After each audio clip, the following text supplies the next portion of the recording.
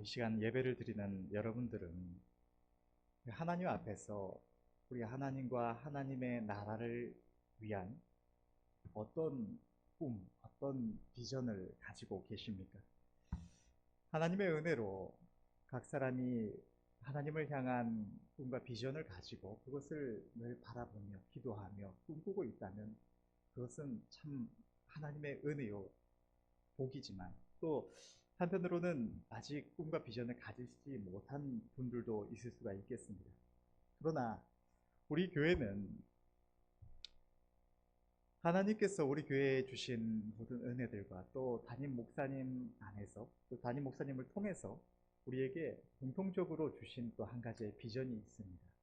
대한민국의 복음화라는 이 큰 사명과 비전을 온 교회가 함께 품고 있을 줄로 믿습니다. 그런데 우리가 살아가고 있는 지금 이 시대, 지금의 이 상황의 모습들을 보면 시대가 참 점점 더 어두움으로, 더 고통으로 급속하게 나아가는 것 같습니다. 하나님께서 말세에 대해 말씀하신 대로 모든 이런 징조들도 너무 급속하게 나타나고 또 세계적으로 이 교회를 대적하는 악한 사상들이 많이 나타나서 교회를 공격해 옵니다.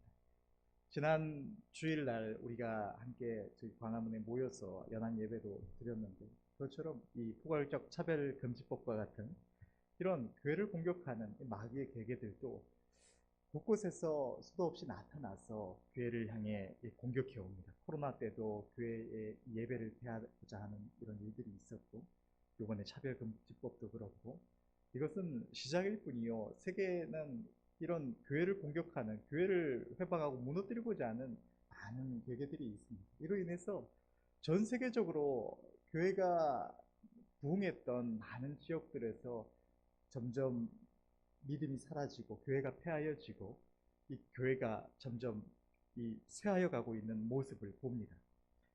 이러한 시대적인 모습을 볼 때 때때로 정말 하나님께서 우리에게 주신 이 사명, 이 비전은 이루어지는 것일까 하는 이런 어떤 마음의 의심이라고 해야 될까요? 이런 생각들도 때때로 들어옵니다.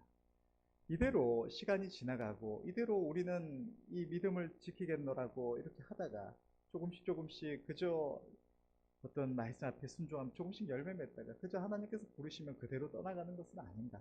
하나님께서 주신 이런 비전들 또 하나님께서 우리 각 사람의 마음에 주신 이런 꿈들은 이루어지지 않는 것은 아닌가 하는 이런 생각과 함께 낙심되는 마음 또한 찾아옵니다. 교회적으로 볼 때에도 하나님께서 은혜를 주시는구나 싶었던 순간들이 참 많이 있습니다.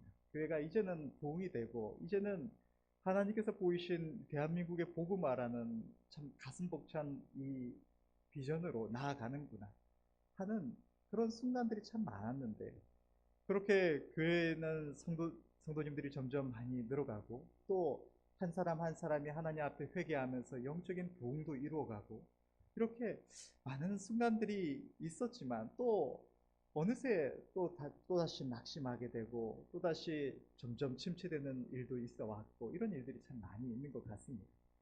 그리고 또 지금에 와서 이렇게 교회적으로 많은 어려움이 있고 또 각 성도님들의 삶과 또 마음에도 어려움이 있는 줄로 아는데 이러한 때에 우리가 오늘 본문에 기록된 이 죄종 요셉의 삶과 또 그 가운데 역사하신 하나님을 통해서 우리 하나님의 선하신 뜻을 우리가 다시 한번 우리 마음에 새기고 믿음의 눈을 뜨고 하나님을 바라볼 수 있는 은혜가 이 시간 있기를 간절히 바랍니다. 오늘 본문에 나오는 요셉이라는 인물은 교회 안에 참 유명한 인물입니다.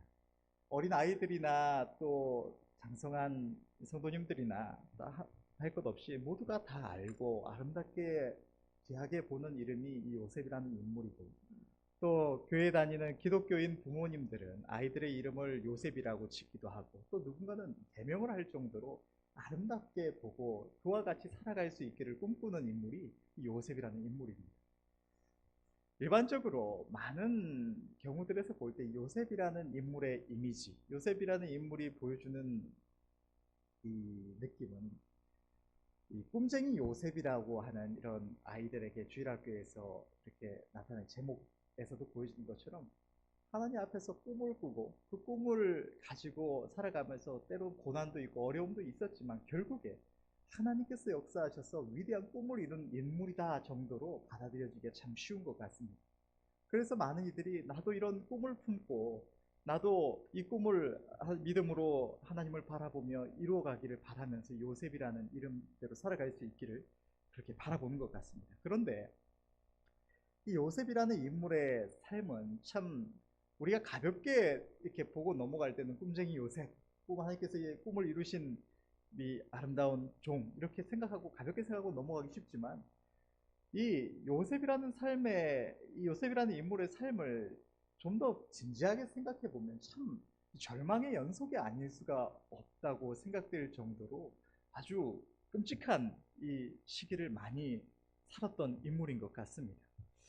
우리가 오늘 이 요셉이라는 인물의 삶을 특히나 이 꿈을 꾼 이후에 하나님께서 그 꿈을 이루시기까지의 그 과정을 다시 한번 볼 수 있기를 원하고, 특별히 우리가 집중해서 생각해 보고자 하는 것은 요셉이라는 인물이 느꼈을 그때의 그 마음, 그때의 그 어려움과 하나님께서 그 시간에 그의 삶 가운데 어떻게 역사하시고 계셨는지를 우리가 동시에 바라볼 수 있기를 원하고, 그럼을 통해서 우리의 삶 또한 우리가 느끼는 바와 하나님의 역사하심이 어떠할지를 우리가 적용해서 생각해 볼 수 있기를 바랍니다. 오늘 본문에 기록된 것처럼 이 죄종 요셉은, 믿음의 선조 요셉은 두 가지 꿈을 꿨습니다. 17세가 되었을 때 꿈을 꾸었는데, 한 번은 부모 형제들과 함께 곡식단을 묶고 있는데 부모 형제들의 곡식단이 일어서서 요셉이 묶은 단에 절하는 꿈이었고, 한 번은 해와 달과 11별이 요셉에게 절하는 꿈이었습니다. 이 두 꿈 모두가 아버지와 어머니와 그 모든 형제들이 아버지와 어머니와 그 형제들의 주로 요셉이 세워질 거라는 그런 의미를 가지고 있는 꿈이었는데, 이 꿈을 꾸고 요셉이 형제들과 부모에게 말한 이후에 형제들이 안 그래도 이 요셉이 아버지의 사랑을 많이 받던 인물이었던 것 같습니다. 그래서 아버지 사랑을 독차지하니까 많은 시기가 있었는데, 이런 아버지와 어머니의 이 권위도, 또 형들의 이런 권위도 무시하는 것 같은 이런 꿈을 이야기를 하니까 더 그 마음의 분노와 시기가 커졌던 것 같습니다. 그래서 그 이후에 아버지의 심부름으로 요셉이 형들의 이 안부와 또 형들이 치는 이 양떼의 상황을 보고자 해서 보냄을 받아서 세겜으로 갔을 때에 그곳에 있던 이 형들이 요셉을 잡아서 우리가 알다시피 이 미디안 상고의 손에 팔아 넘깁니다. 은 20개의 요셉을 팔아 넘기게 되는데, 그때에 우리는 이렇게 요셉이 노예로 팔렸고 이렇게 그 이후에 어떤 삶을 살아갔다 하고 가볍게 생각하고 넘어가기가 쉽지만, 이 요셉이라는 인물의 마음이, 그때의 심정이 어땠을까요? 하나님께서 그 아름다운 꿈, 그 부모와 형제들 위해 또 이 존귀한 자가 되게 하신다는, 또 그것을 통해서 하나님의 영광을 위해 쓰임받게 해주신다는 그런 아름다운 꿈을 꾸고 그것을 마음에 품었는데, 얼마 지나지 않아서 형들에 의해서 노예로 팔려가게 됐을 때 얼마나 두렵고 절망적이었을까요? 이 시대를 살아가는 우리가 노예로 팔린 한 사람의 그 심정을 쉽게 짐작을 하거나 공감할 수는 없을 것 같습니다. 그러나 그것이 너무나 지독하게 끔찍하고 고통스러웠으리라는 것만은 우리가 분명하게 알 수가 있을 것입니다. 자유롭게 살아가면서 또 부모의 사랑과 관심 속에서 살아가던 17살의 소년, 오늘날로 치면 고등학교 1학년 정도 되는 나이겠네요. 어쨌든 이런 소년이 갑자기 한순간에 내가 알지 못하는 누군가의 손에 사유재산으로, 물건으로 팔려졌을 때, 내가 가진 모든 자유, 내가 가진 앞으로 내가 무언가를 내 마음대로 자유롭게 할 수 있는 모든 권리를 상실하고, 부모의 사랑하는 부모의 품을 강제로 벗어나게 되고, 누군가가 마음대로 휘두르는 대로 휘둘릴 수밖에 없는 존재가 되었을 때, 또 주인이 내키지 않으면 쳐서 죽여도 아무런 상관이 없는 누군가의 재산이 되었을 때 그 절망감과 고통이 얼마나 끔찍했으리라 하는 것은 우리가 조금 생각해 볼 수가 있을 것입니다. 최근에 어떻게 보다 보니까 KBS였나요? 어디서 그 취조를 해서 밝혀진 이런 기사 중에 캄보디아의 범죄 단지인가 하는 것이 이제 밝혀진 일이 있었던 것 같습니다. 그곳에 이제 한국인 분들이 많이 납치되어 가지고 감금되고 거기서 우리 뭐 범죄도시 같은 있는 영화에서 나오는 것처럼 어떤 보이스피싱이나 혹은 여러 가지 이런 범죄들에 거기서 불임을 당하는 거기서 노예처럼 노예로서 일을 하는 것이죠. 그렇게 잡혀가서 그런 일들을 해왔는데 누군가가 탈출해서 탈출하는데 겨우겨우 탈출하는데 성공을 해서 그거를 제보하고 그래서 이게 취조가 되었던 걸로 알고 있습니다. 그래서 캄보디아에서도 협조를 하고 그래서 범죄단지가 캄보디아에 세 군데 정도 있는데 한 군데를 쳐서 많은 분들을 구해내고 그리고 나머지 두 군데는 그거를 알고 다 피해서 숨었다 이런 기사를 가볍게 보고 지나간 기억이 있습니다. 이 요셉이라는 인물이 이 노예로 팔려갔을 때의 그 고통과 두려움은 어쩌면 오늘 우리가 방금 이야기한 것처럼 이런 이 시대에 누군가에게 납치당해서 그렇게 감금당하고 이 불임을 당하는 그런 것과 비슷하지 않을까 이런 생각도 듭니다. 성경을 보면 창세기 42장 21절에 요셉의 형제들이 이제 이 말하는 내용이 기록이 되어 있는데 읽어보면 그들이 서로 말하되 우리가 아우의 일로 인하여 범죄하였도다. 그가 우리에게 애걸할 때에 그 마음의 괴로움을 보고도 듣지 아니하였으므로 이 괴로움이 우리에게 임하도다.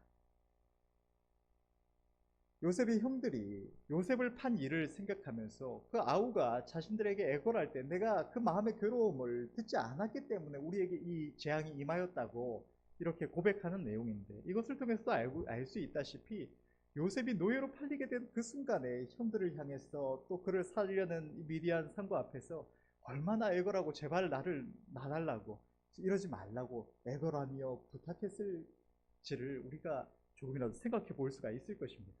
형들에게 미안하다고 내가 잘못했다고 나를 팔지 말아달라고 많이도 애걸하며 부탁을 했겠지만 형들은 그것을 외면했고 결국 이 요셉은 노예로 팔리게 된 것입니다.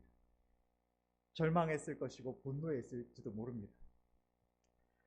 당시에 요셉의 느꼈을 감정과 생각과 그 느낌은 우리가 다 알 수는 없지만 그것이 끔찍하고 절망적이었으리라는 사실만은 확실한 것입니다. 그러나 요셉이라는 인물은 하나님을 알았던 인물 같습니다. 이후에 이 요셉이 애굽에 팔려간 이후에 이방 땅에서 홀로 13년이라는 시간 동안 그 믿음을 지켜나갔음을 볼 때에 요셉은 이렇게 노예로 팔리기 이전에 아버지 품에서 아버지의 하나님에 대해서 듣고 또 그 하나님을 영접한 죄 백성이었다는 사실을 우리는 알 수가 있습니다. 요셉은 노예로 팔리면서 절망하고 고통스러웠겠지만 이후에 시간이 지나가면서 그가 바라볼 분이 하나님밖에 없다는 사실을 깨달았을 것입니다. 그리고 그 하나님을 바라보며 하나님을 의지함으로 그 마음을 회복해가고 위로를 얻고 또 담대함을 얻어갔을 것입니다. 그런데 그 이후에 요셉은 이 보디발 장군의 집에 팔리게 되었습니다. 생각해보면 그 많고 많은 장소들 중에 이 어떤 한 나라의 권력자 집안에 팔렸다는 것은 참 안 좋은 일이 아닐 수가 없습니다. 작은 집에 노예 한 명 어떻게 구해서 사서 가족처럼 지내며 혹은 이렇게 몇 명에서 이렇게 살아가는 집이었다면 어쩌면은 도망칠 기회도 얻을 수 있었을지도 모르고 또 좋은 사람을 만나면 그 사람과 좋은 관계 속에서 그렇게 가족처럼 지낼 수 있었을지도 모릅니다. 그런데 한 나라의 이 권력자 보디발 시위대장 보디발 장군의 집에 팔려서 그 수많은 종들 사이에 팔렸을 때 요셉이 겪었을 고통이 얼마나 많았을지를 우리가 조금만 생각해 보아도 알 수가 있을 것입니다. 부모의 사랑 속에서 또 부모의 가정, 부모 집에 그 종들 또한 많았기 때문에 여러 가지 이런 잡다한 일들에 익숙하지 않았을지도 모르고 또 부모님이 그 야곱의 집이 이 목축에 종사하는 이스라엘 지파였기 때문에 이스라엘 집안이었기 때문에 이 애굽이 집중하는 농사일은 경험해 본 일도 없었을지도 모릅니다. 이런 소년이 17세의 소년이 설령 그 부모 집이 농사에 전념했다고 하더라도 17살이면 어려서부터 조금씩 배워왔더라도 그렇게 익숙하지도 않았을 시기일지도 모릅니다. 그런데 이 전혀 알지 못하는 이 애굽 땅에 와서 한 번도 제대로 경험해보지 못했을지도 모르는 이 농사 일을 하게 되었을 때 처음부터 모든 것을 깨닫고 알고 잘하지는 못했으리라는 사실을 우리는 쉽게 알 수가 있을 것이고, 또 우리가 많은 영화들을 통해서 옛 시대의 어떤 노예들의 대우나 이런 것들을 장면들을 보면 오늘날처럼 인격적으로 교육을 해주지는 않았으리라는 사실을 우리가 또 쉽게 생각해 볼 수가 있을 것입니다. 먼저 그 집에 팔리게 된 종들에게 어떤 이 뭐라고 해야 될까요? 텃세가 갑자기 생각이 안 나서 아무튼 텃세도 받았을 것이고 많았을지도 모르고, 또 요셉이 하나님께서 함께하여 주셔서 승승장구하는 그런 모습을 볼 때에도 많은 또 그 집안에서 보디발 장군의 신임을 얻고자 하는 다른 노예들에게 또 시기와 질투와 어떤 회방을 받았을지도 모릅니다. 그에게 많은 어려움이 있었을 것이라는 사실을 우리가 쉽게 생각해 볼 수 있지만 성경은 그러한 내용까지 자세하게 다루고 있지는 않은 것 같습니다. 어쨌든 그 형제들 가운데, 가족 가운데 존귀한 자의 위치에 이르고 하나님의 나라를 위하여 아름답게 쓰일 꿈을 품고 그것을 가슴에 13년 후에 하나님께서 그 일을 이루신 이후에까지도 그 의미를 생각할 정도로 마음이 깊이 품었던 요셉이 한순간에 노예로 팔리고, 그것도 그냥 작은 집도 아니고 이 큰 장군의 집에 팔려서 그곳에서 고통스럽게 하루하루 살아가게 됐을 때 그 고통과 절망이 얼마나 컸으리라는 것은 우리가 쉽게 생각해 볼 수가 있는 것입니다. 요셉의 입장에서 볼 때 이것은 재앙입니다. 정말로 내가 꾼 꿈과는 전혀 상관없는 일과 같은 일이었을 것입니다. 만약에 이 요셉이라는 인물이 이렇게 노예로 팔리고 보디발 장군의 집에 가게 됐을 때 그 일들의 의미를 다 알았다면 그것은 정말 무슨 점쟁이 같은 일이지 절대로 우리가 그 의미를 알 수 없었으리라는 사실을 쉽게 생각해 볼 수가 있습니다.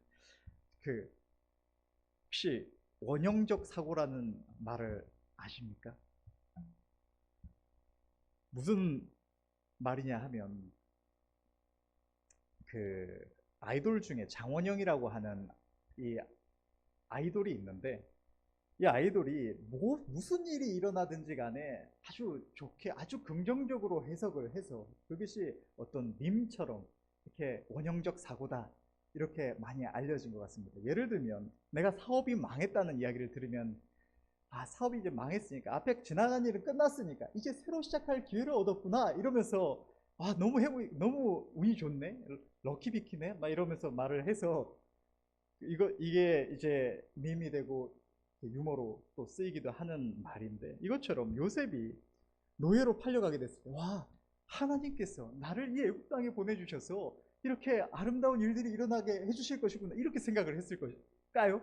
절대로 그렇지 않았으리라는 사실을 우리가 쉽게 생각해 볼 수가 있을 것입니다. 장군의 집에 팔려갔을 때도 내가 이 작은 집에 팔려나갔으면 별 볼 일 없었을 텐데 이 큰 집에 팔려가서 내가 이제 승승장구할 일만 남았구나 이렇게 생각하지 않았으리라는 사실을 우리가 쉽게 생각할 수가 있을 것입니다. 말하고자 하는 것은 요셉의 입장에서 이때의 삶은 고통이요 이 절망의 연속이었으리라는, 낙심의 연속이었으리라는 것입니다. 그러나 우리가 지금 이 시대에 와서 하나님께서 이 말씀을 통해서 우리에게 보여주심을 통해서 알 수 있는 것은 하나님께서 요셉을 노예로 팔리게 하시고 요셉이라는 인물이 노예로 팔린 것이, 또 보디발 장군이라는 이 큰 집에 팔리게 된 것이 그저 우연히 재앙으로서 그에게 임한 것이 아니라 그것이 하나님이 행하신 일이었다는 사실을 우리는 말씀을 통해서 알 수가 있는 것입니다. 우리는 요셉이라는 이 인물의 결국에 하나님께서 그 모든 과정을 통해서 이루신 일을 알고 있기 때문에 요셉이 노예로 팔린 것이 하나님께서 요셉이 그 야곱의 집에 한 가정 안에 있었으면 이룰 수 없었던 그 꿈을 이루게 해주시기 위해서 요셉이 한 가정의 주가 아니라 애굽이라는 그 당시에 이 전 세계를 지배하다시피 했던 강력한 이 문명, 이 나라의 주로 세우시고 그를 통하여 그 당시에 근동지방에서 있던 많은 이들의 생명을 살리고자 하시는 하나님의 그 뜻을 이루시기 위해서 하나님께서 요셉을 노예로 팔리게 하셨다는 사실을 우리가 알고 있고, 또 보디발 장군의 집에 팔리게 된 일 또한 하나님께서 그를 이 보디발 장군의 집에서 배우고 경험하게 하심을 통해서 애굽 땅에 주로 세우시기 위한 일이었다는 사실을 우리는 이제 와서 알고 있는 것입니다. 그렇기 때문에 그가 경험했던 그 일들이 하나님의 아주 복된 섭리였다는 사실을 우리는 이제 와서 알 수가 있는 것입니다. 또 요셉은 보디발 장군에 그렇게 팔리게 됐고 많은 낙심과 고통을 경험했겠지만 그럼에도 절망하지 않았고 하나님 앞에서 불평하며 주저앉지 않았고 하나님을 의지하여 하나님 보시기에 아름답도록 전심을 다해서 그 주인을 섬기며 일을 했습니다. 하나님께서는 이 요셉과 함께 하셔서 그가 행하는 일들이 형통함을 주셨고, 그래서 요셉은 보디발 장군의 집에 가정 총무가 될 수가 있었습니다. 우리가 가볍게 생각하면 이 장군 집에서 가정 총무가 되었다는 이 일이 너무 아름답고 정말 존귀한 일처럼 보여지기가 쉽지만, 여러분 지금에 와서 우리 지금 이 시대로 비교해 생각해 볼 때 여러분들이 우리가 하나님이 없다는 전제 하에서 우리가 생각을 해보면, 세상적으로 생각을 해보면, 이 사우디아라비아 왕자의 노예로 그 가정의 집사로 살아가고 싶으십니까? 아니면 이 나라에서 자유롭게 그냥 평범하게 살아가고 싶으십니까? 제가 생각컨대 그 누구도 노예로 아무리 부자라고 하고 그 밑에 있으면 왕자의 권세를 입어서 좀 많은 일을 할 수 있다고 하더라도 노예로 살고자 하는 이들은 없으리라고 생각됩니다. 마찬가지로 요셉이 하나님의 은혜로 하나님께서 그와 함께 하셔서 이 보디발 장군의 집에서 가정 총무가 되고 그 집안에 있는 수많은 종들을 다스리는 그 위치에 이르렀다고는 하지만, 그 노예로 팔린 신분을 벗어나서 자기 아버지 집으로 돌아가서 아버지와 형제들 사이에 살아가는 것만큼 그것이 좋은 일은 아니었다는 사실을 우리는 쉽게 생각해 볼 수가 있을 것입니다. 또 높은 자리에 이르러서 그 가정 총무의 자리를 감당하기 위해서는 또 수많은 어려움들이 있었을 것이고 많은 노력이 필요했을 것입니다. 그가 하나님 앞에서 가졌던 그 존귀한 위치에 이르러서 하나님의 영광을 위하여 쓰임받고자 하는 그 꿈과도 그것이 결코 합하여지는 것처럼 보여지지는 않았을 것입니다. 내가 이렇게 가정 총무의 자리에서 이렇게 가정 총무의 자리에 이르렀으니까 여기서 하나님의 영광을 위해서 큰 일을 할 수 있겠구나, 이것이 하나님께서 내 꿈을 이루어 주신 것이구나 생각하지는 않았으리라는 사실 또한 우리는 알 수가 있는 것입니다. 그러나 하나님께서 그를 보디발 장군의 집에서 이렇게 가정 총무의 자리에까지 오르게 하신 것은 단순히 농사일, 그가 경험해보지 않은 농사일을 배울 뿐만 아니라 이후에 하나님께서 그 땅에 임하게 하실 이 기근 때에 많은 생명들을 구원하시기 위해서 그곳에서 농사일과 그것을 수확하고 저장하고 분배하는 이런 모든 일들, 사람들을 다스리는 이 일들을 배우게 하시기 위하여 하나님께서 하신 일이라는 사실을 우리는 지금에 와서 이 요셉의 삶의 전체를 살펴보면서 알 수가 있는 것입니다. 요셉은 그 집에서 하나님의 은혜로 가정 총무가 되고 조그만한 빛을 보는 것 같았지만 우리가 알다시피 또다시 큰 문제가 닥쳐왔습니다. 보디발 장군의 아내가 요셉을 유혹해 왔고, 요셉이 하나님을 경외함으로 또 자기 주인 이 보디발 장군 앞에서 그 신의를 지키기 위해서 그 보디발 장군의 아내의 유혹을 거절했을 때 오히려 그 일로 인해서 누명을 쓰고 감옥에 갇히게 된 것입니다. 노예가 아무리 가정 총무로 주인의 총애를 받아서 세움을 받았다지만 본질적으로 노예입니다. 주인이 자기 마음대로 처분하거나 팔아버리거나 마음대로 할 수 있는 위치가 노예라는 신분이고, 이 노예의 위치에서 주인에게 총애를 받은 주인이 어여쁘게 여겨줬는데 그 노예가 자기의 아내를 탐하고자 했다는 사실을 알았을 때에, 그렇게 생각했을 때 보디발 장군의 분노가 얼마나 컸으리라는 사실을 우리가 알 수가 있습니다. 이 분노를 사서 감옥에 갇히게 된 요셉은 사실 인간적으로 볼 때 미래가 없는 상황이었습니다. 오늘날처럼 무슨 3년형, 5년형, 10년형 예정되어서 몇 년 징역살이 하다가 나오는 것도 아니고, 그곳에 있다가 주인이 한순간에 마음만 바뀌어도 댕강 목이 날아가도 이상하지 않고, 또 그곳에서 주인이 잊어버리고 죽기까지 그곳에 갇혀 있다가 빛 한 점 보지 못하고 죽게 될지도 알 수 없는 처지가 이 감옥에 갇히게 된 요셉의 상황이었습니다. 얼마나 절망적이었을까요? 그러나 요셉은 그러한 절망적인 상황 속에서도 하나님의 선하심을 믿고 의지하였고 그곳에서 자신이 할 수 있는 것을 최선을 다해서 해 나갔습니다. 그래서 그 감옥을 맡은 이 감옥 장인 전옥에게 은혜를 입어서 감옥에서 모든 사무를 담당하게 되었던 것입니다. 그 후에 애굽 왕의 술 맡은 관원장과 떡 굽는 관원장이 바로 앞에서 범죄하여서 그곳에 갇히게 되었고 하나님께서 그 두 사람에게 꾸게 하신 꿈을 요셉은 하나님의 은혜로 그들에게 그 꿈의 해석을 나타내 주었습니다. 그러면서 술 맡은 관원장에게 하나님께서 그를 사흘 후에 복권시키실 것을 해몽하여 주면서 당신이 이 꿈의 해몽대로 사흘 뒤에 복권되어서 바로 앞에 서거든. 나의 이 억울한 상황을 좀 이야기하고 나의 억울함을 풀어달라고. 그래서 내가 이 집에서 벗어날 수 있도록 도와달라고 그렇게 부탁을 했습니다. 그런데 이 술 맡은 관원장이 사흘 뒤에 감옥에 나가서 그 집에 복권되고는 그 일을 까맣게 잊어버린 것입니다. 여러분 여기까지 인간적으로 볼 때에 요셉의 삶에 형통했다고 생각할 수 있는 부분이 무엇이 있을까요? 노예로 팔리게 된 것도 형통이고 또 노예로 팔리게 된 것도 절망적인데 큰 집에 팔려서 정말로 주인의 한순간의 기분에 따라서 자기 목숨이 좌지우지될 수 있는 그런 위치에 처한 것도 형통함이고 또 조금 빛을 보나 싶었는데 누명을 쓰고 감옥에 갇히게 된 것도 형통이고 겨우겨우 그곳에서 벗어나나 싶었는데 그것도 은혜 입은 자가 까맣게 잊어버린 것도 형통이라면 우리의 삶에 형통이 아니라고 할 수 있는 것은 단 하나도 없을 것입니다. 여기까지의 그의 삶에 있어서 하나님께서 그에게 주신 그 꿈, 비전을 이루어 주시리라는 기대는 단 한 점도 할 수 없었으리라는 사실을 우리는 쉽게 생각해 볼 수가 있습니다. 그 절망적인 상황은 2년이 지속되었습니다. 그 이후에 하나님께서는 바로에게 하나님께서 하실 이 7년의 흉년과 7년의 풍년과 이후에 7년의 흉년에 대한 꿈을 꾸게 하셨고 그 일로 인해서 요셉은 한순간에 바로 앞에 서게 되고 하나님께서 그에게 꾸게 하신 그 꿈을 이루게 되었습니다. 그 온 땅의 주가 되어서 그동안 하나님께서 예비시키신 그 모든 과정들을 통해서 애굽 온 땅에서 거두는 그 풍년 때의 수확을 이 농사 결실을 수확하고 저장하고 그것을 흉년 때를 대비할 수 있게 되었던 것입니다. 그리고 그 한순간을 통해서 그의 13년의 시간, 그 노예로 팔리고 바로 앞에 서기까지 그 모든 시간들이 가진 의미가 그의 앞에서 나타나게 되었던 것입니다.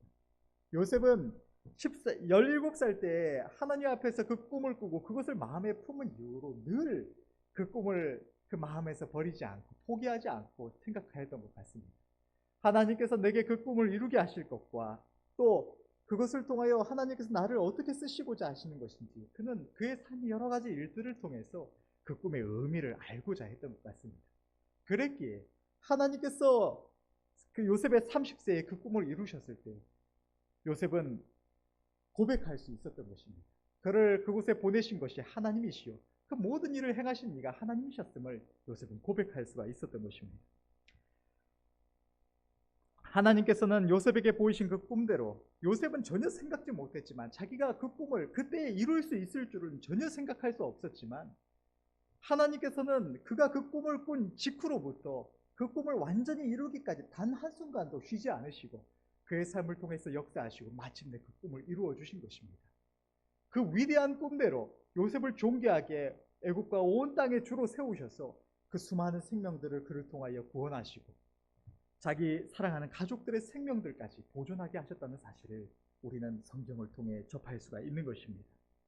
이 요셉의 삶은 우리들에게 있어서 지금 이 시대를 살아가는 우리들에게도 너무나 분명한 가르침을 주고 있는 것입니다. 첫 번째는 우리 또한 우리 하나님 앞에서 주의 종 요셉과 같이 하나님의 영광과 그의 나라를 향한 꿈을 품어야 한다는 것입니다. 우리가 우리 자신을 볼 때에는 우리는 이 수천 년 역사 속에서 살아가다가 사라질 뿐이었던 그냥 힘없는 한 인생처럼 보여집니다. 모든 시대를 살아갔던 사람들처럼 그저 내 삶의 한순간 한순간 살아가다가 그저 때가 되면 세상을 떠나갈 뿐인 힘없는 존재처럼 우리 자신은 보여집니다. 그러나 우리는 만왕의 왕 대신 이 온 우주보다 크신 하나님의 자녀로 부르심을 입은 존재들입니다. 우리는 우리 자신을 볼 때에는 아무 힘없고 어리석은 존재들에 불과하지만 하나님은 우리에게 말씀하시기를 믿는 자에게는 능치 못함이 없다고 말씀을 하십니다.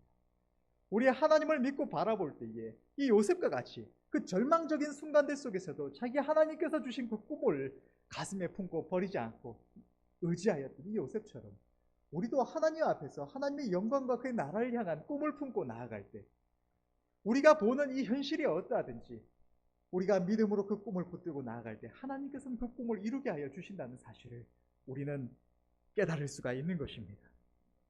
우리가 꿈을 꾸지 않고 살아가게 되면 우리는 하나님 앞에서 아무것도 이룰 수 없을지도 모릅니다. 그저 하나님의 은혜로 이렇게 한순간 한순간 살아가다가 정말 처음에 말했던 것처럼 이 시대의 흐름 속에서 아무것도 하나님 앞에 크게 열매 맺는 일 없이 이렇게 우리의 삶을 마치고 하나님 앞에 나아가게 될지도 모릅니다.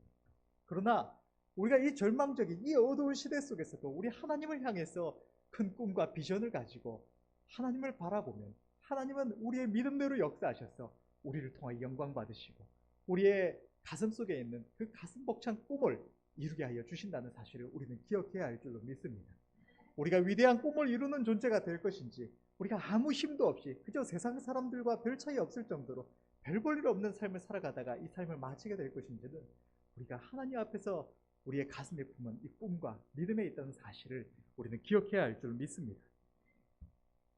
두 번째로 우리가 생각해야 될 것은 우리가 우리의 눈에 보이는 우리의 삶을 통해서 느껴지는 이 모습이 어떠하든지 우리가 보는 이 세상의 모습이 어떠하든지 우리 하나님의 역사하심은 그것과는 상관이 없다는 사실을 우리는 알아야 할 줄로 믿습니다. 요셉이 13년의 노예 생활 동안 그가 가슴에 품은 그 꿈과는 전혀 상관없는 것 같은 절망적인 13년의 시간을 보냈지만 그 13년의 시간은 절망적이고 그에게 있어서 재앙과 같은 삶이 아니라 하나님께서 그에게 한순간도 빠지지 않고 역사하셔서 그 꿈을 이루시는 과정이었다는 사실을 우리는 알 수가 있습니다. 이처럼 우리가 눈으로 볼 때에 세상은 더욱더 악해져가고 교회는 쇠하여가고 우리 가운데 임하였던 하나님의 은혜들이 좀 잠잠해지는 것 같은 순간일지라도 하나님께서는 우리들의 삶을 통하여 이 모든 시간들을 통하여 하나님께서 우리에게 주신 그 아름다운 뜻을 이루어가고 계신다는 사실을 우리는 바라보아야 하는 것입니다.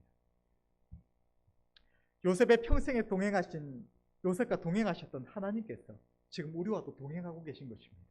우리가 느끼는 느낌이 어떠하든지 우리가 느끼는 낙심됨이나 불안함이나 지금 눈에 보여지는 현실이 어떠하든지 하나님은 이 순간에도 철저하게 가장 아름다운 계획 속에서 그 뜻을 이루어가고 계시고 그 뜻에는 변함이 없다는 사실을 우리는 믿고 또한 고백하며 하나님을 바라보아야 할 줄은 믿습니다. 성경의 잠언서 3장 6절은 이렇게 기록하고 있습니다. 너는 범사의 글을 인정하라. 그리하면 내 길을 지도하시리라. 하나님은 우리의 삶에 일어나는 모든 일들 속에서 하나님을 인정하라고 말씀하십니다. 내가 내 눈에 볼 때에 그것이 형통한 일이든지 혹은 뭔가 잘 풀리지 않는 것 같은 일들이든지 내게 어떤 어려움으로 닥쳐온 일이든지 내게 어떤 형통함으로 복처럼 보여지는 일들이든지 그 모든 것이 하나님께서 나의 삶을 통하여 가장 아름다우신 뜻을 이루어가는 과정이라는 사실을 우리가 인정할 때 하나님께서 우리의 삶을 온전히 주장하여 주신다는 사실을 성경은 분명하게 약속하고 계신다는 사실입니다. 우리 주의 백성들의 능력은 하나님의 약속의 말씀을 붙드는 우리의 믿음에 있다는 사실을 기억하시기를 바랍니다. 우리는 믿음의 선조 요셉의 믿음과 행위를 본받아야 하겠습니다. 우리 눈에 보기에 우리에게 느껴지기에 우리의 상황이 어떠하든지 하나님은 우리의 삶을 통하여 역사하고 계시고 마침내 우리의 삶을 통하여 그때를 이루어 주실 것입니다. 요셉이 13년 후 30세가 되던 때에 바로 앞에서는 그 한순간을 통하여 그 절망적인 모든 순간이 의미를 갖고 하나님의 역사하신 일들이 나타났던 것처럼 그 모든 순간들이 하나님께서 함께 하신 순간들이요 하나님께서 그에게 주신 비전을 이루어 가시는 과정이었다는 사실을 그때 깨닫게 된 것처럼 그리고 그 모든 일들이 그 마지막 결실을 통하여 열매 맺었던 것처럼 우리의 이 모든 순간들도 하나님께서 그 뜻을 이루시는 그 작정된 그 때에 그 의미를 온전히 나타낼 것이고 그때는 하나님께서 우리의 삶을 통하여 이루신 모든 일들을 통하여 우리는 하나님을 찬양하게 될 수 있을 줄로 믿습니다. 세 번째로, 우리는 어떠한 상황 속에서도 하나님의 기쁘심을 구해야 우리의 걸음이 늘 주님의 인도하심 속에 있어서 진정으로 형통할 수가 있다는 것입니다. 요셉의 삶은 그가 노예로 팔렸을 때에도, 보디발 장군의 집에 갔을 때에도, 그 속에서 많은 어려움 속에서 가정 총무가 되었을 때도, 또 누명을 쓰고 감옥에 갇혔을 때에도 그 모든 순간이 형통이라는 말로 나타낼 수 있었던 것은 그가 그 모든 순간에 하나님의 기쁘심을 자꾸 구하며 그 앞에 바로 서고자 했기 때문입니다. 요셉이 그 한순간에라도 하나님 앞에서 그 모든 순간순간들에 하나님을 향하여 원망하며 분노하며 절망했더라면, 그래서 주저앉았더라면 하나님께서 그의 삶을 통하여 이루고자 하셨던 이 아름다운 꿈이 이루어지지 못했을지도 모릅니다. 그러나 요셉은 하나님을 바라보았고 하나님을 의지하며 오직 하나님의 선하신 뜻만을 구하며 그 앞에 바로 서고자 했기 때문에 하나님의 인도하심이 그의 삶을 통하여 온전히 열매 맺고 하나님께서 그를 통하여 영광 받으실 수 있었다는 사실을 우리는 기억해야 할 줄로 믿습니다. 우리 눈에 보여지는 이 지금의 삶이 어떠하든지 우리는 하나님 앞에서 낙심치 말고 하나님의 기쁘심만을 구해야 할 줄로 믿습니다.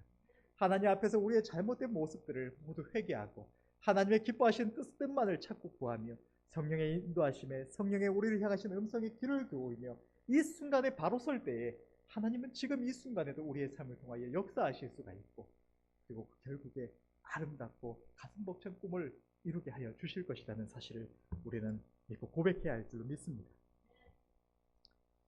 마지막으로, 아무리 우리가 하는 일이 없는 것 같더라도 매 순간에 주님의 뜻 앞에 순종하며 살아가는 그것이 주님 앞에 가장 최상의 영광을 돌리는 길이 될 수 있다는 것입니다.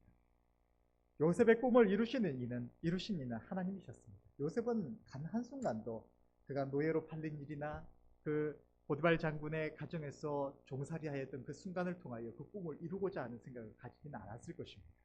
그저 그 한순간 한순간에 하나님께서 주신 그 꿈을 가슴에 품었을 뿐이고, 그 한순간 한순간에 하나님께서 무엇을 기뻐하신지, 하나님께서 내가 지금 이 순간에 무엇을 하기를 원하시는지 그것만을 분별하며 하나님 앞에 바로 서고자 했던 것뿐이었습니다. 그러나 하나님께서는 친히 하나님의 선하신 손길로 모든 것을 계획하시고 이루어 가셨다는 사실입니다. 우리는 주님의 양떼입니다. 양은 스스로 모든 길을 계획하고 이루어가는 것이 아닙니다.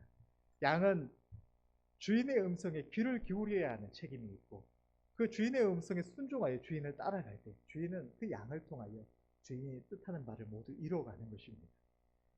우리가 우리 주의 성령의 음성에 마음을 열고 귀를 열고 순복하여 나아갈 때 하나님께서는 우리가 생각지 못한 길로 인도하셔서 우리의 모든 아름다운 꿈들을 이루게 하여 주실 줄로 믿습니다.